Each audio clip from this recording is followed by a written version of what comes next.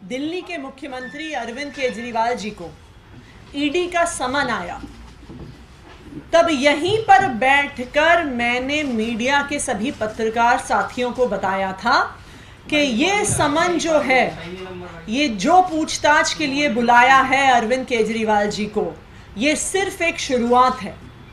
अभी आम आदमी पार्टी के और नेताओं को समन किया जाएगा, अभी नेताओं के घर पे छापे पड़ेंगे, अभी आम आदमी पार्टी के विधायकों को, मंत्रियों को, सांसदों को गिरफ्तार किया जाएगा, आम आदमी पार्टी के नेताओं को जेल में डाला जाएगा, क्योंकि भारतीय जनता पार्टी को आम आदमी पार्टी से, अरविंद केजरीवाल से डर लगता है। हमारी ये भविष्यवाणी मात्र 2 दिन में ही सच साबित हो गई, जब कल सुबह दिल्ली के श्रम मंत्री और आम आदमी पार्टी के पटेल नगर से विधायक राजकुमार आनंद जी के घर पर ईडी का छापा पड़ गया। कल सुबह 5:40 पर ईडी का छापा राजकुमार जी के, आनंद जी के घर पर पड़ा। एक ऐसे केस में पड़ा जो 19 साल पुराना है, एक ऐसा केस जो 2005 में रजिस्टर हुआ और पिछले 19 सालों से कस्टम्स ट्राइब्यूनल के अंडर सब जुडिस है। 19 साल तक इस केस में कोई कार्रवाई नहीं हुई, लेकिन आज जब प्रधानमंत्री नरेंद्र मोदी जी और भारतीय जनता पार्टी की ये 2 एजेंसियां ईडी और सीबीआई आम आदमी पार्टी को परेशान करने में लगी हैं, आम आदमी पार्टी को खत्म करने में लगी हैं, तो ये 19 साल पुराना केस कहीं से निकाल लिया गया और कल सुबह राजकुमार आनंद जी के घर पर छापा पड़ा। ये छापा 20 घंटे तक चला। 20 घंटे में आनंद साहब के घर को पूरा तहस नहस कर दिया, इनके परिवार को परेशान कर दिया, गद्दे फाड़ दिए, तकिए फाड़ दिए, दीवारें तोड़ दी, फर्श तोड़ दिया, लेकिन ईडी वालों को कुछ नहीं मिला। छापा सिर्फ इनके यहाँ नहीं पड़ा, इनके रिश्तेदारों के घर पड़ा, लोग जो इनके साथ 10-10, 20-20 साल पहले बिजनेस करते थे, उनके घर पर, उनके ऑफिस पर छापा पड़ा, लेकिन फिर भी उनको आम आदमी पार्टी के एक मंत्री के खिलाफ कुछ भी नहीं मिल पाया। मैं भारतीय जनता पार्टी से ये कहना चाहती हूं कि हम आपकी ईडी और सीबीआई से डरते नहीं हैं, हम आपकी धमकियों से, आपके समन से, आपके छापों से डरते नहीं हैं, हम जेल जाने से भी नहीं डरते हैं। तो अगर भारतीय जनता पार्टी और प्रधानमंत्री नरेंद्र मोदी जी को लगता है कि वो ईडी के छापों से, सीबीआई के छापों से, ईडी के नोटिस से आम आदमी पार्टी के नेताओं को, मंत्रियों को डरा देगी, हमें चुप करा देगी, हमारे काम रुकवा देगी, तो मैं आपको बता दूं कि ऐसा होने वाला नहीं है।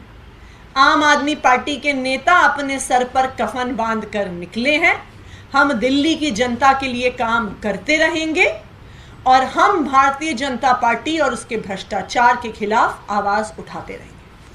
अब मैं रिक्वेस्ट करूंगी राजकुमार आनंद जी से कि वो अपनी बात रखें। यहाँ बैठे तमाम पत्रकार बंधुओं में से काफ़ी लोगों को पता होगा कि मैं बचपन में एक बाल श्रमिक के रूप में काम किया करता था और उसके बाद लगातार संघर्ष करके मैं 1996 से अपना बिजनेस मैंने शुरू किया और इंपोर्ट का बिजनेस किया। 2005 में मेरे ऊपर कोई डीआरआई की एक सर्च हुई और उस सर्च के बाद 2007 में उसके एक शो कॉज नोटिस मुझे मिला और उसके बाद हम लोग सुप्रीम कोर्ट गए उसकी अपील के लिए, तो उन्होंने हमें अपील अलाउ की। एक 4 करोड़ रुपए, 4 करोड़ कुछ लाख रुपए का हमें शो कॉज नोटिस मिला। उसमें से सुप्रीम कोर्ट ने कहा कि इतना आप सर्टेन अमाउंट जमा कर दीजिए। हमने 3 करोड़ कुछ रुपया उसी टाइम जमा किया और उसके बाद हमें सेस्टेट में अपील दायर करने का उन्होंने मौका दिया।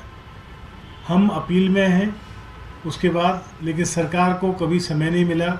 आज तक कोर्ट में इस बात पर कोई बहस नहीं हुई। हम लगातार जाते रहे और लगातार तारीखें पड़ती रहीं। उसके बावजूद 18-19 साल के बाद आज अचानक ये केस खोल दिया जाना, ये सिर्फ एक राजनीतिक साजिश है, इसके अलावा और कुछ नहीं है। मैं आप लोगों को ये बता देना चाहता हूँ कि हम लोग ये सिर्फ इसलिए परेशान किए जाते रहे हैं, और कल भी 22-23 घंटे हमारे यहाँ जो सर्च हुई वो सिर्फ हमें परेशान करने के लिए, हमारी पार्टी को परेशान करने के लिए, क्योंकि हम सच के रास्ते पर चलते हैं, काम की राजनीति करने वाली पार्टी है। ये भारतीय जनता पार्टी के लोग चाहते हैं कि यहाँ भारत देश में जो पार्टियाँ काम की राजनीति की बात करना चाहती हैं उनका मुंह बंद कर दिया जाए, उनकी आवाज़ बंद कर दी जाए, और जाति और धर्म और तमाम जो गलत तरीके से राजनीतियाँ हैं वो चालू, और तमाम जो गलत तरीके से राजनीतियाँ हैं वो चालू रहें। लेकिन हम बाबा साहेब डॉक्टर भीमराव अंबेडकर के संविधान में विश्वास करने वाले लोग हैं, हम ये सब नहीं होने देंगे।